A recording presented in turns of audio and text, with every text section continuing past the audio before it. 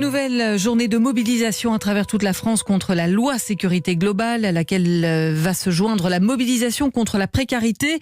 Près de 90 rassemblements annoncés. À Paris, ce sera à 14h de la Porte des Lilas vers la place de la République. Un cortège sous haute surveillance après les affrontements lors de la dispersion place de la Bastille de la marche de samedi dernier.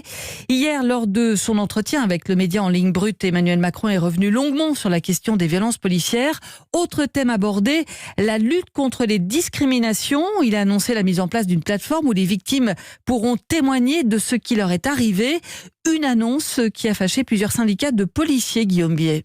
Oui, réaction indignée des deux principaux syndicats de gardiens de la paix, le gros des troupes, ceux qui sont en première ligne et qui procèdent tous les jours à ces contrôles et auprès desquels les propos du chef de l'État sont très mal passés, selon Stanislas Godon, délégué général du syndicat Alliance. Il a mis en lumière ce qui serait des contrôles au faciès institutionnalisés, en expliquant que lorsqu'on n'est pas blanc, en fait, on est victime de contrôles d'identité au faciès.